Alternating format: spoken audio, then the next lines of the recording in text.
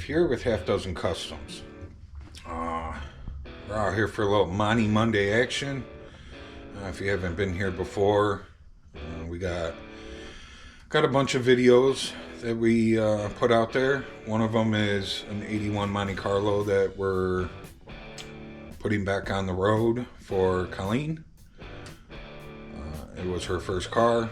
It's in bad shape, but slowly but surely we are getting stuff done. We're working on the trunk lid here, and I did spend some time after work. Each day we tried to put in an hour on it. The only day that we did not was last night. And we are in the middle of sanding down, hopefully, the final coat. So let's get to it, and hopefully maybe we can get the outside of this guy primed today. So let's get to it. We got 80 on the air file. We started sanding this side. It still needs some more sanding, so we're going to continue on with this side before we jump over to the other side. This trunk lid has a body line that runs down the middle, so we can split it from side to side. If there was no body line and this was one flat piece, we would be working on all of it together. But because there's a body line, we can split it up. So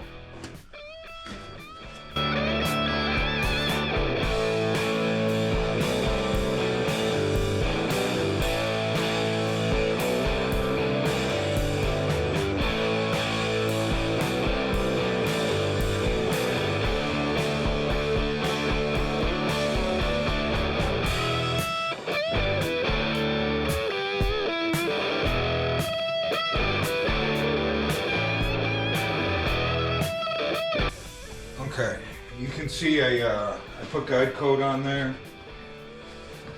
This is the guide coat that I use. It's Merca.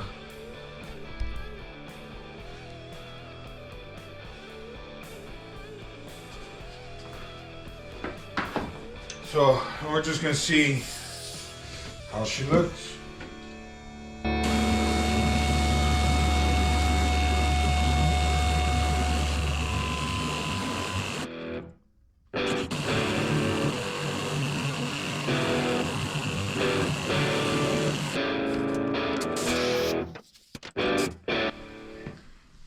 Okay, so we can see just after a couple of passes, like, definitely, you know, there's like a low spot along this edge.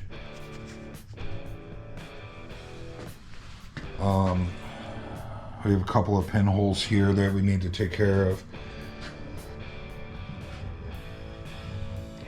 You know, looks like might be a little low there. I got a little bit of a low spot there. Looks like a little bit of a low spot there and there. But I think for the most part, we're looking pretty good. I think just a little bit more sanding and we'll be okay.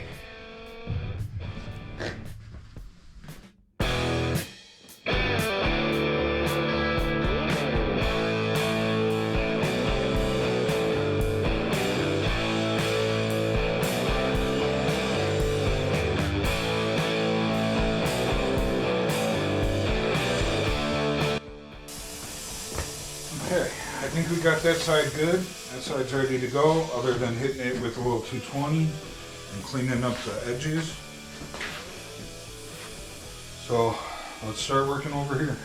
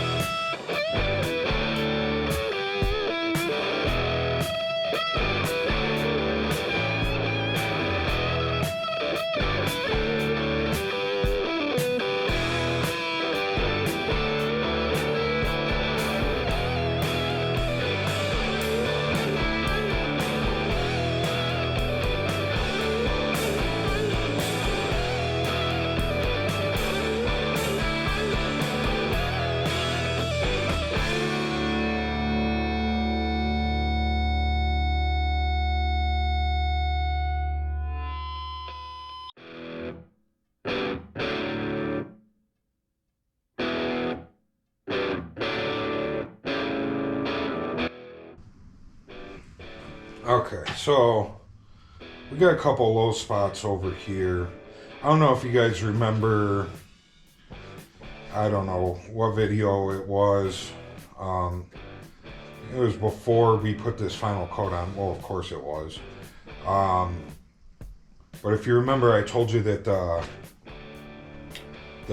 it was sitting on the stand weird, and the stand was pushing up right here, and this is exactly where it was. So I think that there was areas that got sanded, and then when we moved it on the stand, it settled back down and it created some low spots. So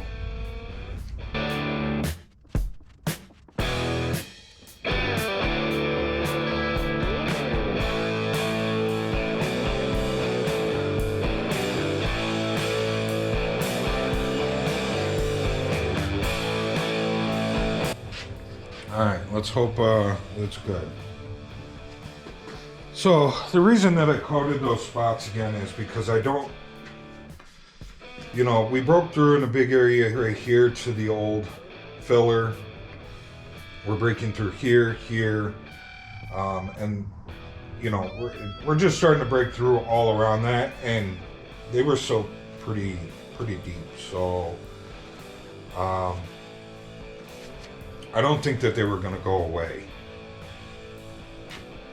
So we'll just coat them now, and then we'll keep sanding some more of this. I'm going to work on the back now, back here, while that stuff dries. So there was a couple pinholes there. There was some pinholes here, and then we had the two low spots. Alright, we're gonna sand down here while that up there dries, and hopefully we don't have no more of that.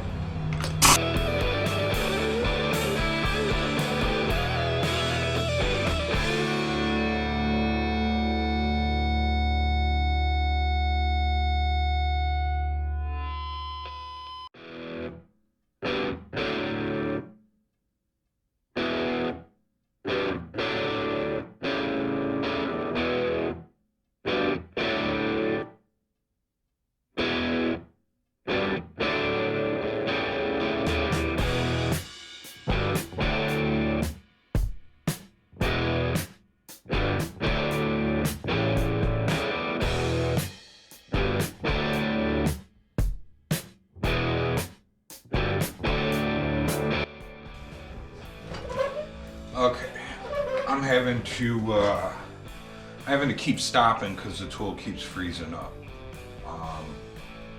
It's kind of weird because when we're running full pressure in the tank, it's we don't have any problems with it, and as soon as we start to run below like 120 psi, it starts freezing up on me. So I don't know what it is with. The lower the pressure, the more it freezes. But I'm gonna finish getting this all sanded up, and we'll get it ready for primer, and we'll check back in with you guys. It just kind of makes it hard to record when the machine I'm using constantly keeps freezing up, and we keep having to stop and wait. The temperature's not bad in here. It's 60 degrees in here. I have one little heater going. But last night, we got below freezing and frosted last night. It's the first time in the past week that we've had that. So, I can understand everything's a little chilly in here.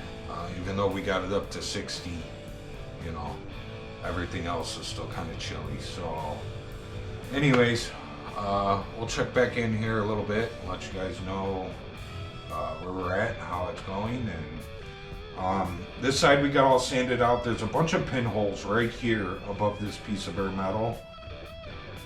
So we're going to swipe that with a razor blade. And we'll see how this side comes out. And this stuff up here feels like it's ready to go. So hopefully after we sand this, we can continue sanding up there and fingers crossed that we're okay. I hate going back and having to swipe stuff again when I was hoping that this was the final coat. So, but whatever it is, we're gonna sand it down, and whatever it is, wherever we're at, we're gonna prime it. So, okay, we got everything sanded down. I think everything looks good. I kind of messed up when I finished sanding this side, because when I was sanding this front up here, like, we moved it around on the stand and I didn't pay attention to where the legs were again. And the legs were right in one of the openings pushing up on the trunk lid right here. You can see it. So I caught it, but I had already done some sanding before I caught it. So I moved it and I got it set up on there, and I put the guide coat on there, and we sanded it all down, and I didn't see any issues. I didn't see any guide coat stay behind, nowhere. Like, it's sanded flat and smooth. And after we were done sanding, I felt everything, and everything felt good. There's a million freaking pinholes everywhere on this thing. I don't know why this was so bad, but it was. So you can see, like, I've gone around everywhere with the razor blade and swiped, and then like scraped it with the razor blade. So there's like barely any residue or anything left over. So I still got to hit all this with the longboard with some 220 on it.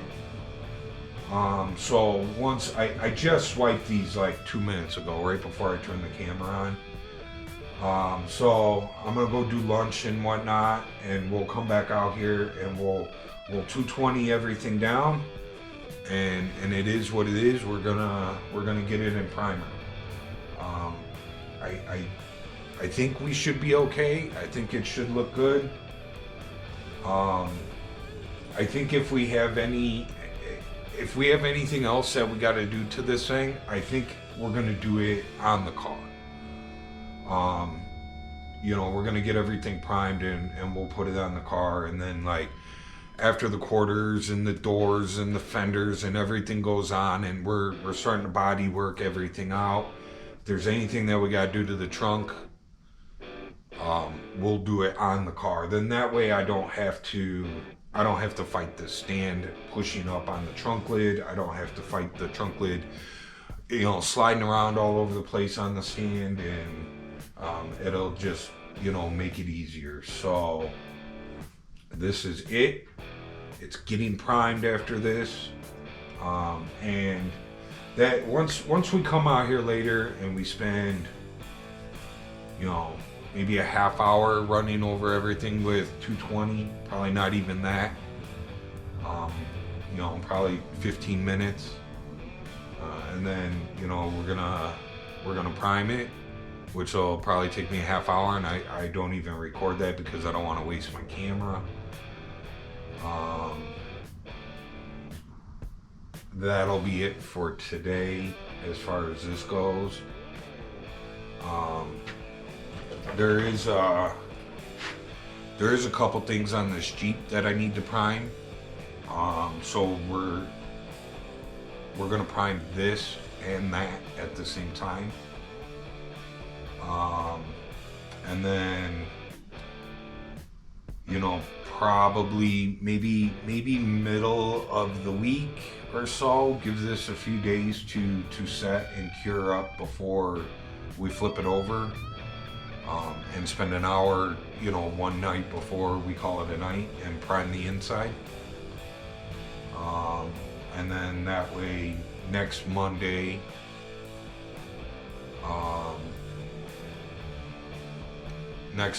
we can start on a different project. Next Monday, I'm gonna have to go out to the shed and dig through the boxes that I have and try and find the hardware to put this trunk lid back on. I think we're just gonna put it on and leave it there so that it's out of my way.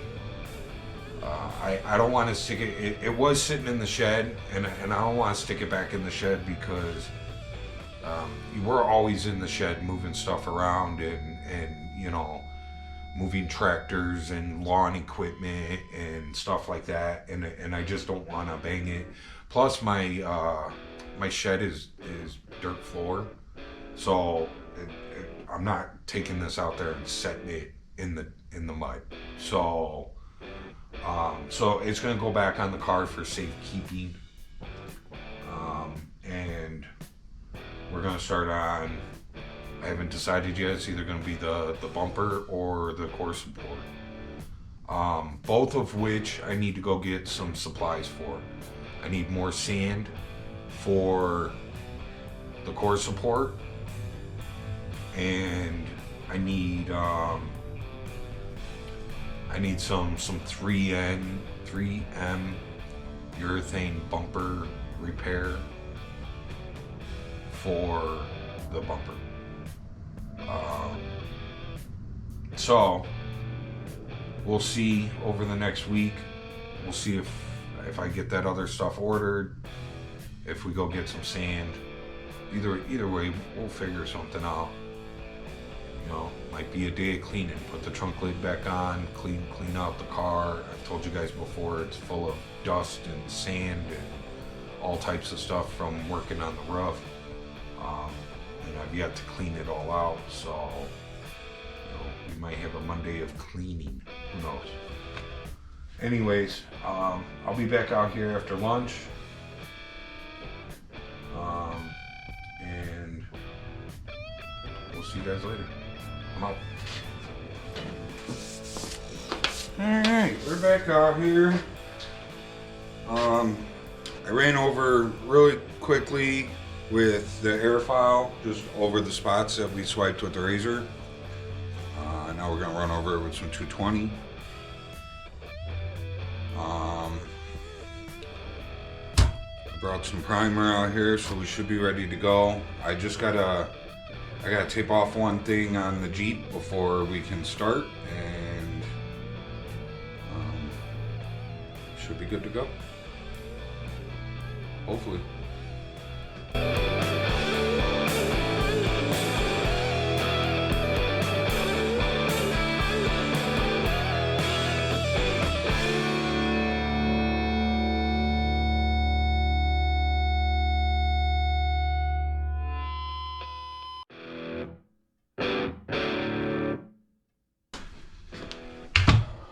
Okay,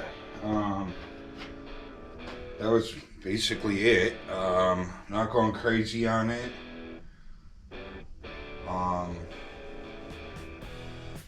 You know, not to say that it's any better, but like, I did put a new piece of 80 grit on when we started over there. But by the time we got around everything and went back over everything again, that 80 was well used, so scratch wasn't as deep as a fresh piece of 80. So, and now we just ran over it with some 220 and I'm out of breath. And I'm not looking to remove every single thing and have it just in 220. You know, we're gonna blow a couple coats of primer on it. And it's gonna sit for a while like that until, you know, we get the rest of the car ready for paint. And just like the roof, as we start getting stuff ready to go, we will run back over this, and it'll probably get primed again when we go to prime the rest of the car. So, not really too concerned about it. We're just getting it ready to go. So, I'm gonna tape off what I need to tape off in there. Blow this off. I'm gonna mix some stuff up, put it in my gun. I just used my gun last night, my spray gun. So it's still clean and fresh and ready to go. So we will, we'll be back. I'll show you guys after it's primed. I don't like having my camera out here when I'm priming. I don't want to ruin my camera, so usually priming and painting, I don't video it. So we'll see you guys back here in a little bit, and she'll be all primed up. Yay! Okay, we got it all primed up. It looks pretty good. Still got a couple of little wet spots in it. So, it wasn't too bad. Some pinholes in it, to be expected. I went through and I swiped a bunch of them. You guys seen that? But obviously I didn't get them all. I tried to get some with the primer, but like I said, this is just the first go around. We're gonna block this guy back out and we'll reprime it with the whole car. I had explained earlier about how it was sitting on the stand and the stand was pushing up while we were sanding. There's a dent in the trunk lid. So not horrible, but it was there. I could see it. But other than that, like the body line that goes down the center looks good. Everything looked nice and straight except for that one little spot that I seen, and it was about the size of a golf ball. So not a huge deal, and it was like right here, like the size of a golf ball, and very shallow.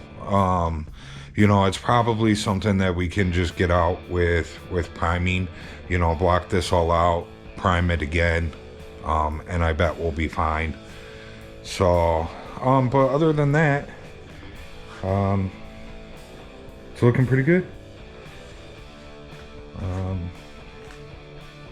Yeah. So that's it. Yay, the outside's finally primed. Sometime throughout the week, I'm gonna flip it over. We're gonna blow a few coats on the inside. And then, like I said, next Monday we'll probably get it installed back on the car just for storage purposes. So, but yeah, gnarly dude, it's done.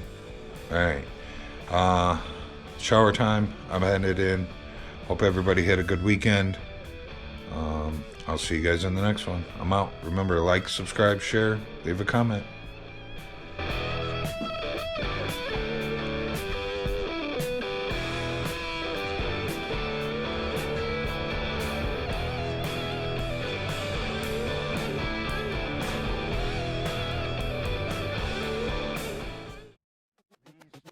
Oh.